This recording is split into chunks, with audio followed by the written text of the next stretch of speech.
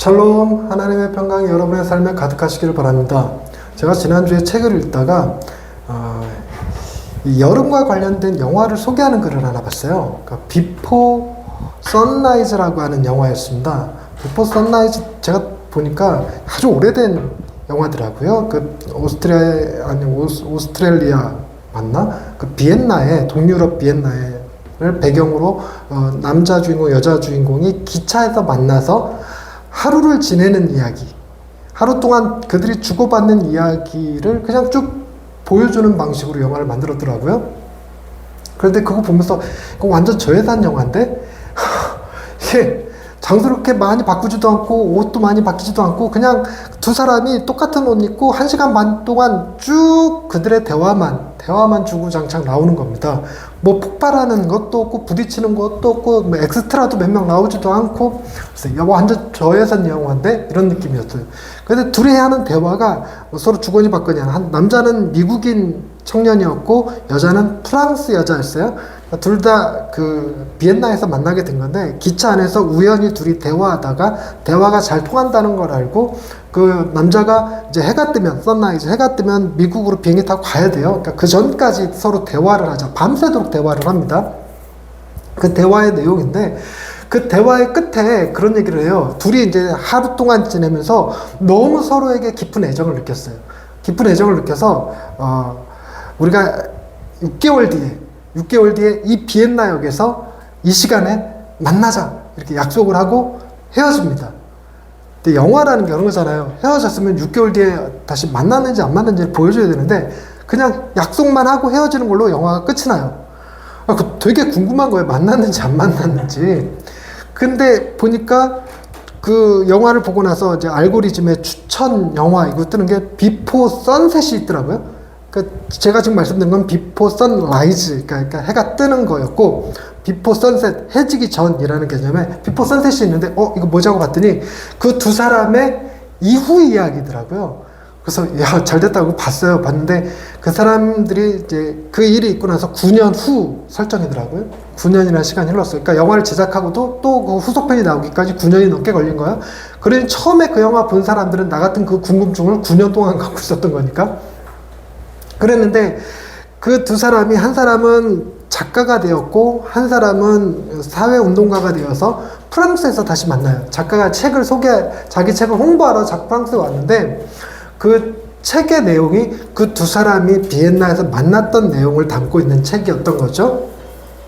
그래서 둘이 만났는데 완전히 둘 다 변해 있어요. 내 남자는 결혼도 했고 여자도 사귀는 남자가 있고 그래서 이제 둘이 잘 이루어질 수는 없는데 9년 전 자기들의 젊었던 시절의 이야기를 다시 책을 통해서 되새기고 그리고 둘이 만나서 어떻게 변화되는 얘기를 한 그런 내용으로 되게 그 짧은 1시간 반짜리 영화입니다. 그러니까 즉 에피소드 같은 에필로그 같은 느낌의 거였어요. 그러니까 둘이 잘 되진 않았습니다. 이제 한때 젊었을 때 하룻밤 이런 개념으로 남아 있더라고요.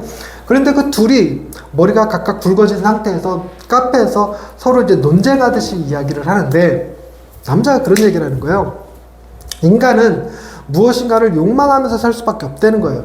그런데 자기가 이제 이 욕망을 다스리면서 살다 보니까 뭘 알게 됐냐면 진정한 행복은 어디서 오느냐? 자신의 욕망을 완전히 비워냈을 때 비로소 사람이 행복해질 수 있다. 이것에 대해서 어떻게 생각하냐 하고 여자 주인공한테 물어요. 근데 여자 주인공 반응이 당신 그동안 불교인 됐냐고 부처 믿는 사람 됐냐고 이렇게 물어봐요. 근데 그런 건 아니라고 얘기합니다. 근데 여자의 주장은 이런 겁니다. 사람이 욕망하는 게 없으면 그거 우울증 환자 아니냐. 사람이 비로소 언제 생기가 드는가? 무엇인가 갖고 싶고 무엇인가 하고 싶은 그런 욕망이 있을 때 비로소 사람이 행복해질 수 있는 것 아니냐? 이렇게 둘이 이제 평행한 주장들을 하게 됩니다. 여러분들 생각에는 우리가 욕망하는 것, 무엇인가 갖고 싶고 누리고 싶은 것들이 없어야 행복할까요? 아니면 그것들을 실제로 가지고 있어서 추구하는 삶이 행복한 삶일까요?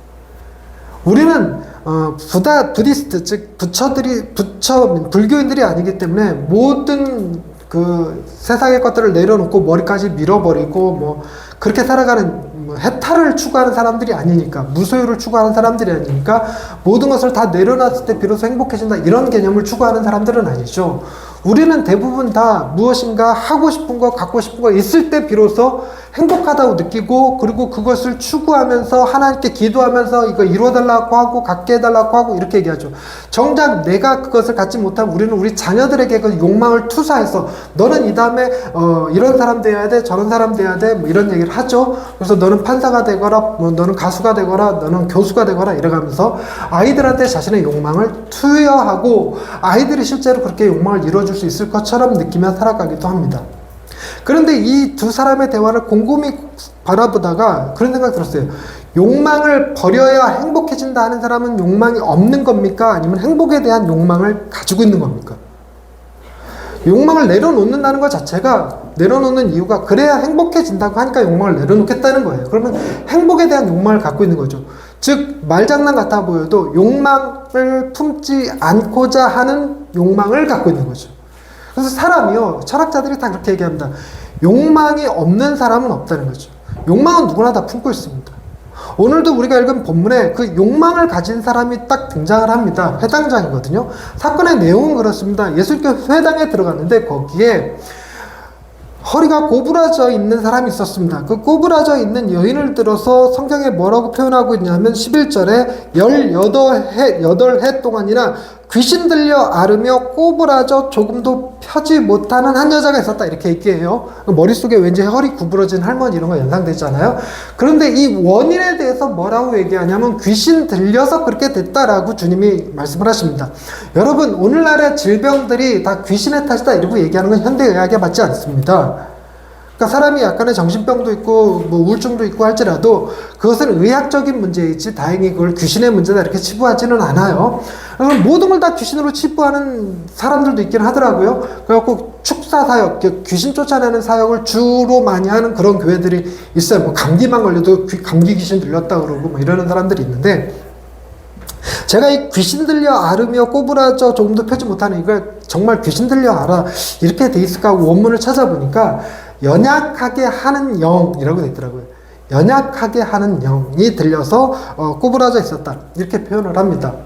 그런데 이제 귀신 들려 있다 그러면 몇 가지 조금 본문에서 아이러니하게 보이는 게, 귀신 들려서 이 여인이 꼬부라져 있는데도 불구하고 이 여인이 회당에 들어와 있어요. 그러니까 사람들이 이 여인이 꼬부라진 것을 귀신의 탓으로 보지 않았다는 거예요. 귀신의 탓으로 봤으면 이 여자를 부정한 여자, 뭐 더러운 여자 이렇게 취급해서 회당에 못 들어오게 했을 겁니다. 근데 그 귀신도 이 여인을 꼬부라지게 했는데 왜 회당에 들어가는 것은 말리지 않았을까? 왜 냅뒀을까? 이런 걸 고민하는 학자들이 있더라고요. 저도 그게 궁금했는데, 당시에 회당이 어차피 귀신들이 생각하기에 뭐 사람들이 회당 다녀도 그렇게 뭐 변하지 않아, 하나님의 은혜 그런 거 없어, 뭐 다 자기 욕심 따라 살아가는 거지 이렇게 느꼈다는 거죠. 여러분, 저는 이게 저에게도 목회하는 사람에게도 굉장히 큰 뭐랄까 도전 같은 거예요. 약간의 두려움 같은 거기도 한데, 여러분들 중에 진짜 귀신 들린 사람이 있는데 전재훈 목사 아무 능력 없어. 그 설교 백날 들어봐야 사람이 뒤집어지고도 변하고도 그런 것도 없어. 그냥 예약교회는 그냥 한낱 오피스 플레이스 뭐 이렇게 기관에 불과해. 그럼 뭐 동사무소나 읍사무소나 예약교회나 뭐 다를 거 뭐 있어. 거기 가서 사람이 변하나? 아니야. 그냥 주일 한번 지켰다, 예배 한번 드렸다, 헌금했다 하는 정도로 그냥 끝나지 사람이 그렇게 달라지지 않아. 그 말씀이 아무런 힘이 없어 이러고 여러분 와 있으면 저도 마음이 속상할 것 같긴 해요. 그래도 이제 오늘 본문 말씀에 이 귀신이 몰랐던 것이 있었더니 그날따라 회당에 누가 올 거라는 걸 몰랐을까? 예수님이 오실 거라는 걸 몰랐던 거죠. 예수님은 좀 명확하게 그 여인의 그 진단을 했습니다. 귀신 들려서 알았다는 거예요. 그런데 이 여인이 오늘 본문의 핵심 내용은 아닙니다. 이 여인은 단순히 어떤 사건의 서론격에 해당되죠. 그래서 이 사건을 두고 회당장의 반응이 오늘의 본문의 내용이 되는 거예요. 회당장이 뭐라고 그랬냐면 14절 말씀에 안식일에 병 고치는 것을 분내어 이런 무리들에게 이릅니다.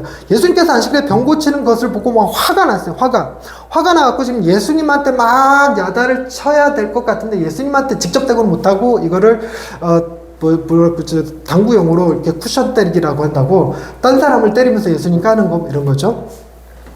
저도 그거 들어봤어요. 지금 이 예수님을 야단치고 싶은데 예수님을 야단치지 않고 뭐라고 그러냐면 일할 날이 엿새가 있으니 그동안에 와서 고침을 받을 것이요. 안식일에는 하지 마라. 예수님이 고치셨는데 고치신 예수님한테는 뭐라고 못하고 고침 받은 사람에게 야단을 치는 거야. 야, 엿새도 있는데 왜 하필 안식일에 와서 병 고침받고 난리야? 뭐 이렇게 되는 거죠.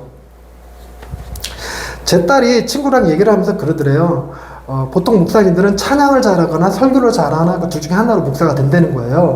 근데 니네 아빠는 설교를 잘하시나 봐 그랬다는 거죠.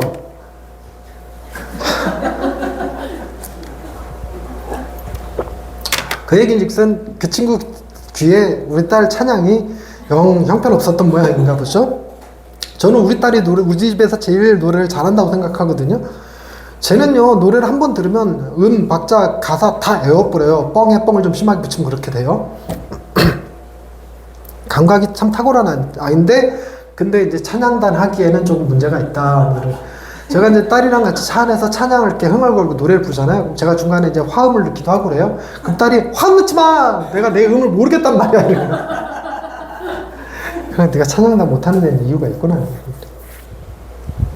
어찌됐건 이 회당장은 지금 예수님을 깠는데 여러분 이 회당장을 이렇게 좀 이해해 줄 필요가 조금 있어요. 그때 문화를 이해할 필요가 좀 있습니다. 이스라엘 백성들이 자신들의 정체성으로 삼는 건 세 가지가 있어요. 첫째는 할례를 받았느냐 안 받았느냐예요. 그래서 할례를 받았으면 이스라엘, 안 받았으면 이방인 취급을 했습니다. 그래서 이방인들을 가리켜서 이렇게 말했어요. 저 할례 받지 않은 것들 이렇게 표현했거든요. 그래서 할례 받았냐 안 받았냐 이거는 굉장히 중요한 문제라서 나중에 그 예수님이 부활하시고 사도들을 이방인의 전도자로 이렇게 보내셨을 때 바울이 가장 많이 씨름하고 싸웠던 부분이 할례 문제였어요.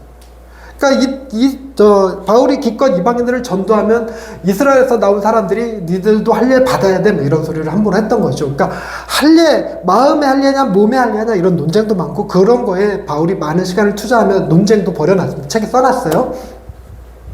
할례가 첫 번째였고 두 번째가 음식교류였습니다. 부정한 음식 먹지 않았어요. 쪽이 갈라지지 않았던 거, 비늘이 없는 거 이런 것들은 먹지 않았어요. 피도 마시지 않았습니다. 돼지고기 먹지 않았어요. 그러니까 그것이 안 먹는다는 것이 이스라엘 자기네들의 정체성이었습니다. 자, 그럼 세 가지 중에 하나는 뭘까요? 여러분 제가 두 개 얘기했거든요. 하나는 할례 문제, 또 하나는 음식 문제였습니다. 나머지 하나는 뭐였을까요? 안식일 문제였습니다. 안식일 문제. 오늘 그게 대두되는 거예요.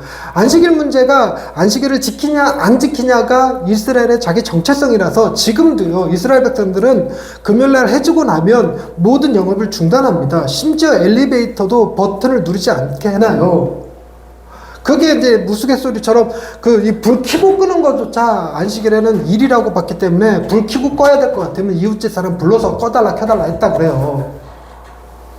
제가 이스라엘 성지순례 갔을 때 이스라엘 호텔에 엘리베이터가 항상 두 개가 있는데 안식일이 되니까 한쪽은 모든 층에서 다 서서 열고 닫힌 버튼도 누르면 안 되거든요.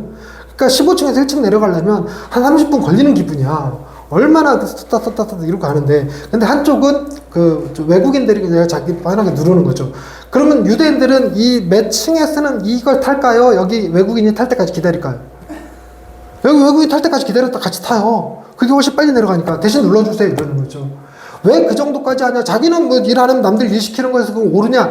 이거 갖고 뭐라 할 법도 하지만 그게 그들의 정체성이에요. 내가 이스라엘이라고 말할 수 있으면 할례 문제, 음식 문제. 지금도 그들은 할랄 푸드라고 랍비들이 할랄 푸드는 이슬람 거고 무슨 코인에 아닌데. 그러니까 어쨌든 그들만이 먹는 음식이 있어요. 돼지고기 안 들어간 거. 그러니까 랍비들이 승인한 음식, 랍비들이 승인한 포도주만 마시는 그들의 문화가 있습니다. 코셔 문화라고 그러나? 그런데 그것과 더불어서 안식일 문제가 있기 때문에 이 유대인들이 정말 열심히 일하는 민족이고 전 세계 경제를 휘어잡는 민족인데 이들의 가장 큰 라이벌이 한국 사람들이죠. 한국 사람들은 안식일을 보고 24시간 일해버리기 때문에 이겨낼 수가 없어, 감당할 수가 없는 거죠. 그래서 유대인들도 한국 사람한테 안 질렀고 그들의 안식일 기간만 자신의 가게를 렌트를 해줘요. 다른 사람이 영업 계속하게. 그 시간에만 알바생을 뽑는 거죠. 그렇게 뭐 편법을 쓰기도 합니다. 어찌됐건 그렇게라도 하는 이유가 안식일을 지킨다는 것이 자기네들의 정체성이었기 때문입니다. 더더군다나 지금 예수님께서 지금 안식일에 이렇게 꼬부라진 환자를 고칠 때 그때가 이들의 자주국가 시대가 아니잖아요. 로마의 지배를 받고 있는 시대예요. 로마의 지배 속에서 사람들의 정체성 말살 같은 걸 하지 않습니까? 정말 골 때리는 거긴 하지만 외국인들이 한국인한테 이렇게 물어봅니다. 니들 왜 일본어 안 써? 이렇게 물어보는 사람들이 있어요. 그게 뭔 말이냐면 지금 한국이 일본의 지배를 받았었는데 대개 지배를 받았던 나라들이 되게 남미 스페인어 쓰고 대영 제국 다 영어 쓰잖아요. 그러니까 아프리카도 영어 쓰고 이렇게 어떤 식민 지배를 받았던 나라들은요 식민 지배한 나라의 언어들을 씁니다. 근데 그런 사람들이 한국 사람들을 놀리려고 하는 말이 아니라 니네들도 일본의 지배를 받았는데 어떻게 니네들은 한국어를 계속 써? 일본어를 안 쓰고? 이렇게 물어본다는 거예요. 궁금할 법하죠. 한국도 일본이 우리나라를 지배하면서 한국어 사용 금지, 한국어 말살 정책 이런 거 폈어요. 학교에서 한국어 못하게 하고 일본어로만 하고 한국어로 주문하면 물건도 팔지 못하게 하고 뭐 그랬었어요. 그럴 때 우리는 뭐 했냐면 우리말 편찬 이런 거 하면서 우리말 지키기 이런 거 하고 뭐 이랬던 거죠. 그래서 핍박도 많이 받고 그래서 우리는 우리말을 지켰고 그래서 우리말이 지금 전 세계로 되게 히트를 쳤고 지금 K-팝 데모넌터스의 가사에 나오는 뭐 영원히 변치 않으리 뭐 이런 걸 한국말로 그냥 외국인들 다 노래 부르고 뭐 이런 기가 막힌 시대가 됐긴 했지만 우리는 우리의 정체성을 명확하게 지켜냈죠. 우리 언어를 지켜낸 거. 그래서 어떤 학자들이 그런 얘기를 하더라고요. 너무 명쾌하게 느껴지는 게 그런 거였습니다. 중국이 굉장히 오랜 시간 동안에 아시아에서 엄청난 영향력을 발휘하고 살았지만 그러나 단 한 번도 한국을 지배했던 적이 없었던 거를 무엇으로 알 수 있냐면 한국이 한국어를 계속 쓴다는 것에 증명이 돼요. 중국어를 사용하지 않는 민족이라는 거죠. 그만큼 우리는 이 한글이라는 한국어라고 하는 것이 우리 민족의 정체성 같은 거였습니다. 정체성 같은 거. 그래서 실제로 이제 재미교포 2세 뭐 3세 이러는데 한국말을 하나도 할 줄 몰라. 그럼 정이 안 가잖아요. 한국말을 좀 할 수 있어야지. 그러니까 에드워드 리가 그 흑백 요리사에 나와갖고 엄청난 인기를 얻었는데 에드워드 리가 한국말을 전혀 못한다? 그러면 우리가 정이 안 가는데 에드워드 리가 한국 음식을 사랑하고 한국말을 해요. 띄엄띄엄이라도. 그러니까 에드워드 리가 우리나라 광고에도 나오고 뭐 그랬던 건데 비슷하게 이 이스라엘 백성들에게 명확한 정체성 세 가지 뭐라고요? 할례, 음식, 안식일이었다는 겁니다. 근데 그 안식일 날 예수님이 병을 고쳤다? 그거는요, 여러분, 병 고치는 거 놀라운 일이에요. 그것 자체를 부정하진 않습니다. 예수님께서 병 고치는 능력이 있는 것을 부정하지는 않지만 그것도 놀라운 일이지만 무엇보다 중요한 건 로마의 지배하에서 우리가 이 안식일을 명확하게 지키지 않으면 우리의 정체성을 도대체 어디서 찾을 거냐는 거예요. 그래서 이 회당장은 이 자신의 정체성에 대한 어마어마한 열망이 있었어요. 그 열망이 이 회당장으로 하여금 자기의 정체성을 주는데 회당장 할 만한 사람인 거죠. 타협의 여지가 없는 거예요. 그것이 예수님이라고 할지라도 그것이 병 낫는 거라 할지라도요. 그래서 책망하는 거예요. 왜? 병 낫는 거 좋아. 오라고 할 수 있어. 근데 왜 안식일 날 와서 그러냐고. 6일이라는 좋은 시간이 더 많은 시간이 있는데 이렇게 책망하는 겁니다. 근데 이 여자로서도 사실 억울했을 것 같아요. 자기가 병 고쳐달라고 온 게 아니라 회당에 왔는데 그날따라 누가 계셨어? 예수님이 계셨고 예수님이 그걸 불쌍히 여겼고 고쳐주신 거니까. 그러니까 지금 예수님은 이 여인의 병도 고치시면서 동시에 뭐 하고 계시냐면 회당장 마음에 있는 열망을 건드리고 계시는 거죠. 건드리고 계셔요. 그러면서 굉장히 충격적인 이야기를 하는데 그 충격적인 이야기를 여러분들도 읽어낼 수 있으면 참 좋겠습니다. 15절 말씀. 주께서 대답하여 이르시되 외식하는 자들아 너희가 각각 안식일에 자기의 소나 나귀를 외양간에서 풀어내어 이끌고 가서 물을 먹이지 않으냐 하느냐. 야, 여러분들한테 한 말이 아니에요? 야, 니들도 낙이나 소가 우물에 빠져있으면 주일이라고 안 건져? 안식일이라고 안 건져? 딱 건져내잖아. 근데 이 여인은 안 돼? 말이 돼? 말이 안 되잖아. 이렇게 얘기한다는 거예요. 그러니까 외식하고 있는 겁니다. 니들이 정체성을 유대인이라고 하면서 안식일을 지킨다 하면서 정작 안식일만 지키고 나머지 하나님의 뜻대로 살지 않으면 그게 유대인이겠니? 이렇게 말하는 거죠.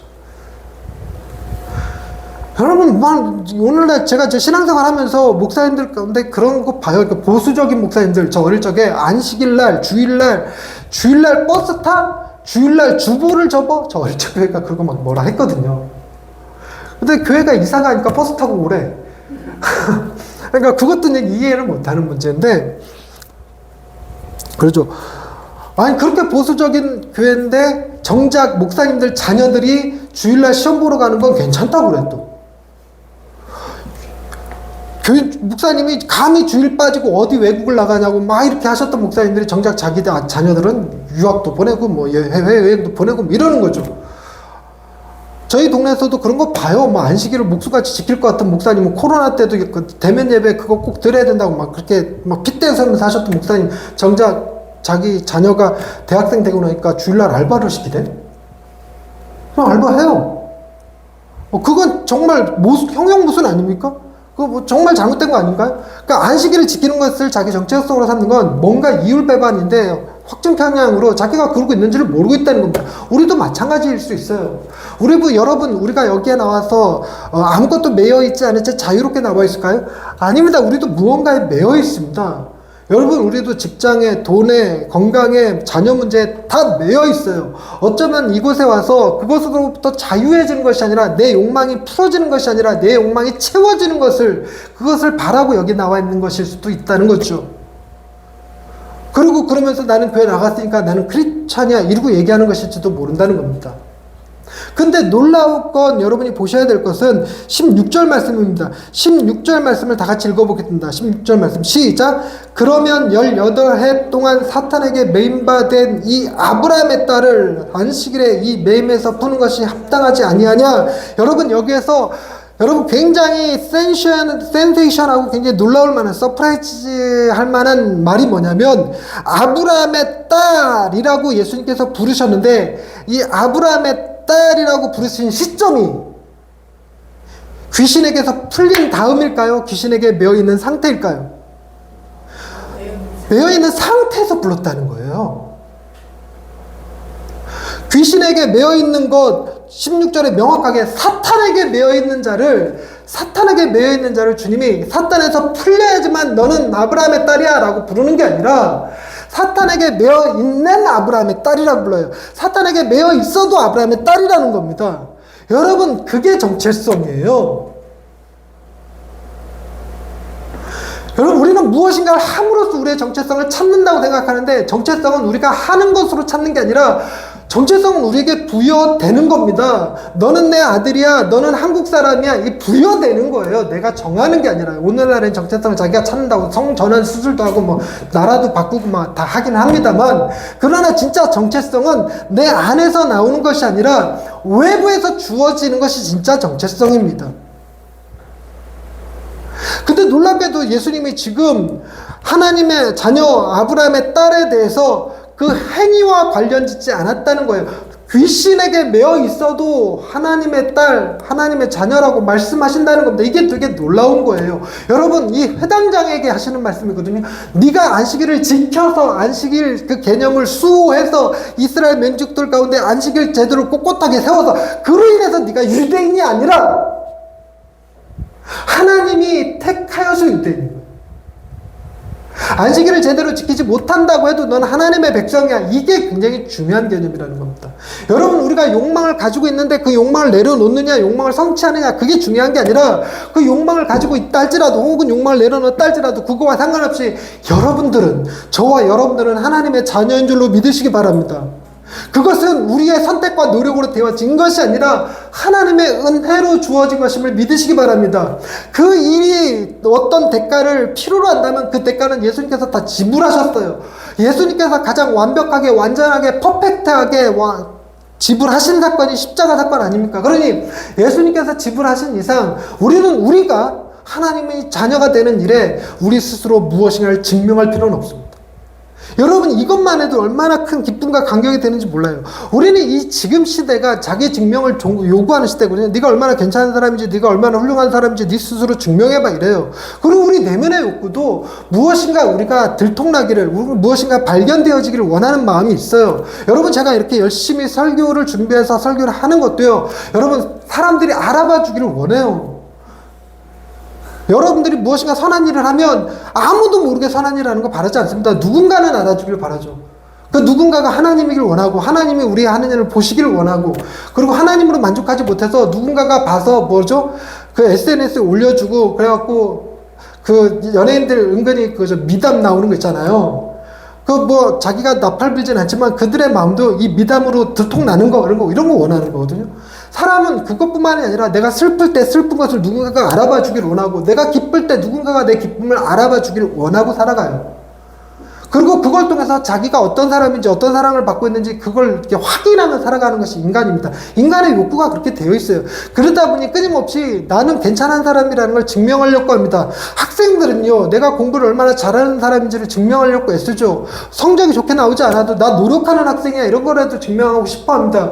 하다못해 성적으로 증명을 못하면 자기가 공부를 얼마나 잘하느냐보다 운동을 얼마나 잘하느냐, 혹은 그래도 착하다 뭐 이런 걸로.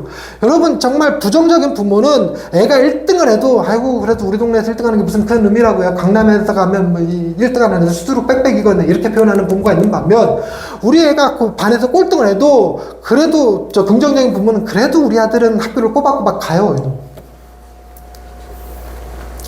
어찌됐건 우리는 무엇인가를 우리를 증명하는 시대에 살아가고 있는데, 유대인들에게도 그런 거죠. 네가 유대인이야? 하나님의 백성이야? 그걸 증명해봐. 그거를 나 할례 받았거든?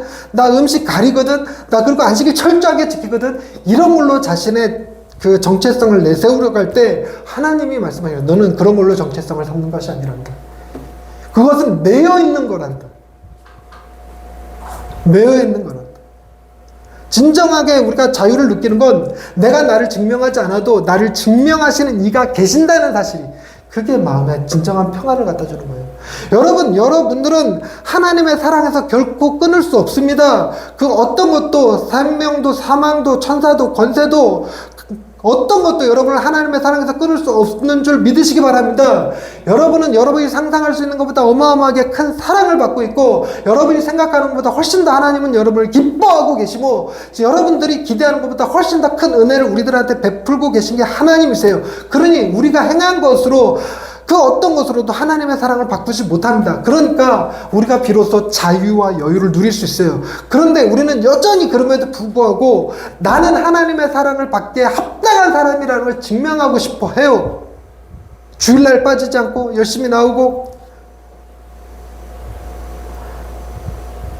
예배 시간에 지각하지 않는 것으로 자신을 증명하고 싶고, 그렇게 좀 증명 좀 해줘.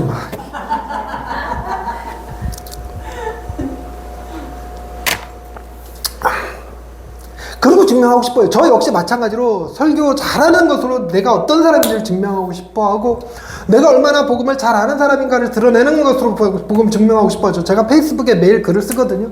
그 페이스북에 글을 쓰는 내용은 복음이에요. 그럼에도 불구하고 누군가가 좋아요 눌러주기를 그렇게 바래. 막 댓글 몇 개 달리고 이러면 신나. 그리고 전화 와요. 목사님 은혜 받았습니다. 그러면 막 아내한테 자랑합니다. 막 제 딸한테 자랑합니다. 막 전화 오더라. 막 은혜 받았다고 하더라. 이러면서. 제가 단톡방에 올리는 그 TGC 글 이런 거 보십니까? 제가 이번에 TGC 글 아주 기가 막힌 장르로다가 새로운 개척을 해갖고서 편집장이 목사님 참 앞서가는 작가시네요. 이런 거 칭찬까지 했어요.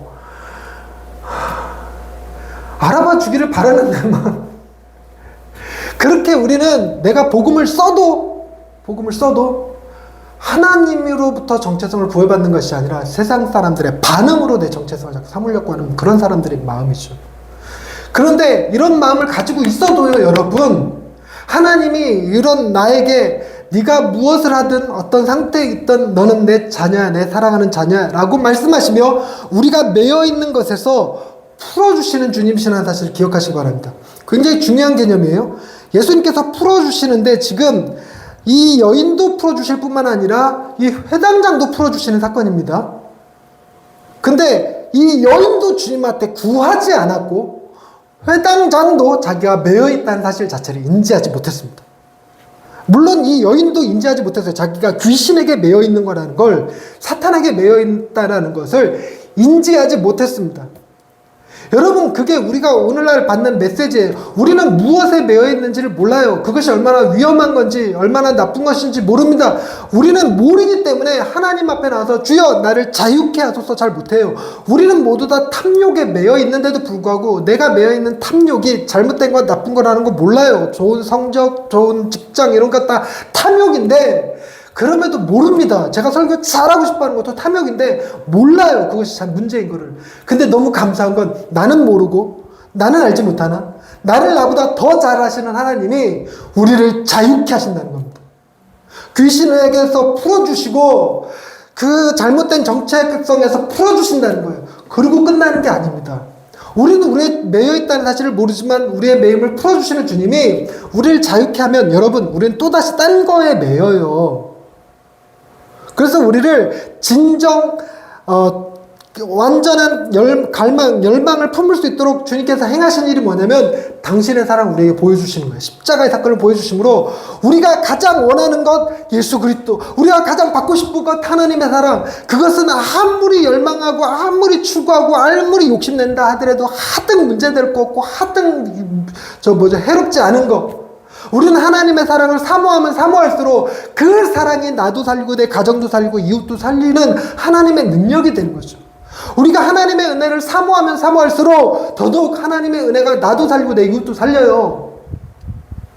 이 말씀 준비하면서 여러분 그 김구 선생님이 하셨다는 그 말이 요즘 뭐 영상들의 댓글에 보면 다 이렇게 걸려요. 김구 선생님 보고 계시나요? 김구 선생님이 했다는 우리가 한없이 우리 민족이 한없이 갖고 싶은 건 돈이나 권력이 아니라 문화의 힘이다. 그 이유가 문화의 힘은 아무리 많이 가져도 다른 사람을 해치는 것이 아니라 행복하게 하고 부유하기 때문이다. 그 문화의 힘처럼 우리가 아무리 가지고 열망해도 상관없는 거, 그 열망하는 것 때문에 도리어 우리의 정체성이 명확해지고 우리가 훨씬 더 하나님의 사랑에 가까워지게 만드는 것, 그것은 하나님의 사랑을 열망하는 거죠. 나를 위하여 십자가에 자신의 몸과 자신의 생명을 내어주시고 자신의 살과 피를 내어주시고 온몸의 물과 피를 다 쏟으셨던 주님의 사랑을 우리는 아무리 가져도 하등 문제되지 않고 가지면 가질수록 더 좋은 것, 우리를 그 열망에 메워주시는 것, 즉 우리의 열망을 자유케 하시고 정말 좋은 열망을 품게 하시는 것, 그렇게 함으로써 우리가 자유로워지는 거예요. 우리는 예수 그리스도의 종, 그리스도인이라는 말이 우리를 자유케 한다는 거죠. 진리를 알지니 진리가 너희를 자유케 하리라. 그 진리에 우리를 목매는 겁니다. 하나님은 그 진리를 우리 가운데 가장 매력적이게 하셔서 예수님만 계시면 나는 좀 가난해도 좋고, 예수님만 계시면 나는 좀 병들어도 좋고, 예수님만 계시면 나는 좀 무명이어도 사람들이 알아주지 않아도 좀 무능력해도 괜찮습니다. 나는 예수님만 있으면 됩니다. 이런 고백을 할 수 있는 게 큰 힘이에요. 주님이 바로 그렇게 행하시는 거죠. 여전히 우리는 이 말씀을 들어도 우리의 정체성을 내가 하는 일에서, 내가 버는 돈에서, 내가 사는 집에서 찾게 될 겁니다. 누구 아빠, 무슨 일 하는 사람, 어느 정도 재력을 가진 사람, 내 명함, 이런 걸로 내 정체성을 삼게 하십시오. 그러나 그것들이 모두 다 사라진다 할지라도 세상 사람들은 그것들이 사라지는 순간 다 무너지고 좌절하겠지만 우리는 다 사라지고 없어진다 해도 절대로 사라지지 않을 명확한 견고한 정체성이 있으니 저와 여러분들은 모두 다 하나님의 자녀입니다. 기도하십시다. 하나님, 무엇을 욕망하느냐가 우리를 규정할 때가 참으로 많습니다.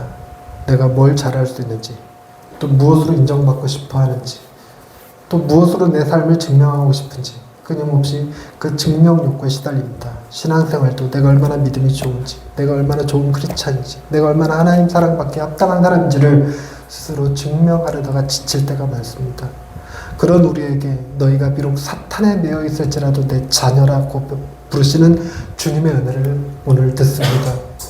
내가 무엇에 매여 있는지 알지 못하나 그런 우리를 진심으로 자유케 하시고 하나님의 사랑에 매여 있을 수 있게 하시는 주님의 은혜에 감사드립니다. 주여, 우리가 힘들고 어려울 때 우리를 사랑으로 묶어주신 주님의 사랑을 기억하게 하시고 우리의 정체성이 다 무너지더라도 하나님의 자녀라고 하는 명확한 정체성은 잃어버리지 않게 해주옵소서. 예수님의 이름으로 기도드립니다. 아멘.